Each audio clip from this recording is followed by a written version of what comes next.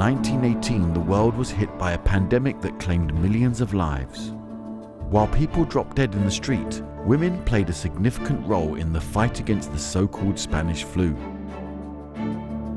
In 2020, history repeated itself with the outbreak of COVID-19. This time, women once again stepped up and showed incredible bravery, resilience, and leadership during the pandemic.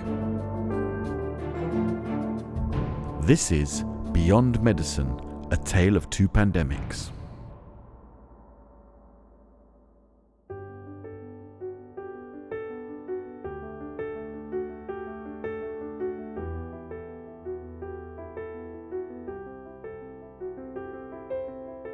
Hello, my name is Avril Peutun-Ratan. I was born and raised in Hawthorne Forest, but I traced my roots to the Philippines. So before the pandemic, I'm a care home manager, and then I'm a community leader here in the church, so I'm a church warden. In our church, we support a large number of irregular migrants, people without documents, so people who have been living in this country for 10, 15, 20 years without immigration status. Many of those people, out of fear of being deported or being reported to the Home Office, they haven't registered with GPs, they haven't accessed healthcare, to be quite honest with you. So we knew when the pandemic hit and people needed to get these vaccines, in order to have the vaccine, you needed to have an NHS number. We knew that these people wouldn't have NHS numbers, and in fact, people started coming to the church and asking, how do we get the vaccine? We were able to partner with other community leaders, like the Jesuits Refugee Centre in Tower Hamlets, who had pop-up clinics that were giving vaccines to people who were refugees. People with some status, recognised with having, claimed asylum in this country.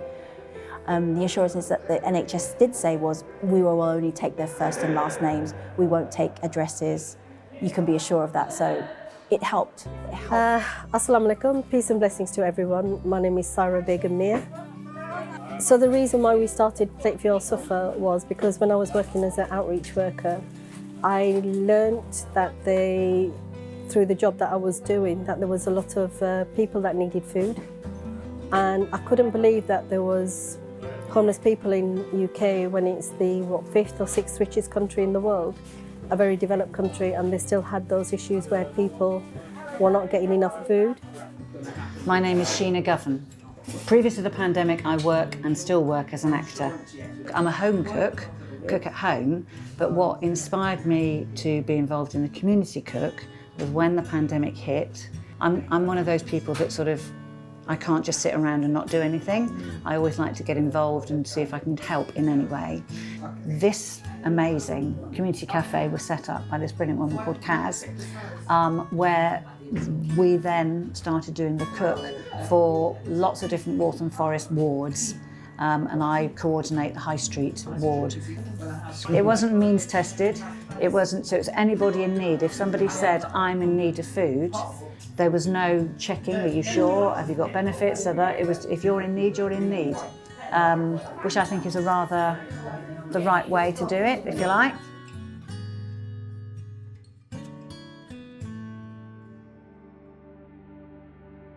Over a century ago, the virus infected an estimated 500 million people worldwide and caused the deaths of between 50 and 100 million people, and was equivalent to 3% of the population.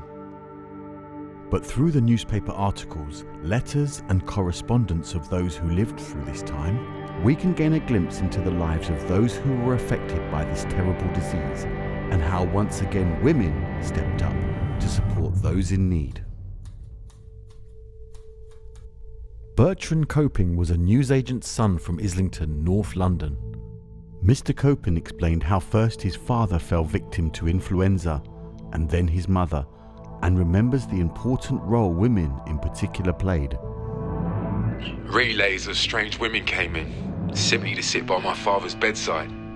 It was just another case where the women spontaneously got themselves organised in the face of a common enemy. I think what women do, most women, is roll up our sleeves and we just practically go, right, what is needed here and there, what is needed to be done. Yeah, every day is a celebration for women because of what they can achieve And to be honest with you, I think even myself as a woman, and I know a lot of the other women can surprise themselves to what they do actually can do. Yeah.